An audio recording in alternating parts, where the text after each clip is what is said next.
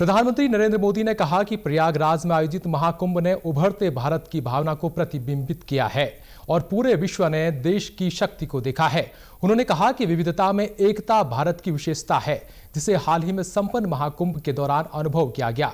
महाकुंभ पर आज लोकसभा में बयान देते हुए प्रधानमंत्री ने कहा कि जब पूरा विश्व चुनौतीपूर्ण समय से गुजर रहा है तो इस एकता का भव्य प्रदर्शन देश की सबसे बड़ी ताकत है। उन्होंने विविधता में एकता की इस विशेषता को समृद्ध करने की आवश्यकता पर जोर दिया। जल संरक्षण के महत्व पर प्रकाश डालते हुए प्रधानमंत्री ने कहा कि भारत में कई नदियां हैं और उनमें कुछ खतरे में हैं।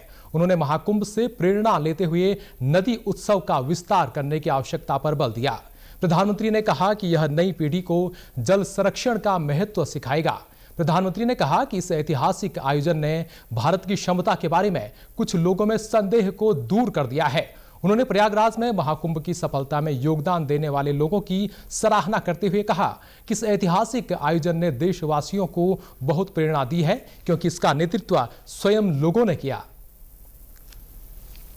आज मैं इस सदन के माध्यम से कोटि कोटि देशवासियों को नमन करता हूं, जिनकी वजह से महाकुंभ का सफल आयोजन हुआ।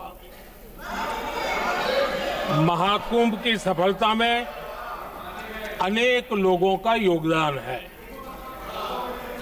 मैं सरकार के, समाज के सभी कर्मयोगियों का अभिनंदन करता हूं।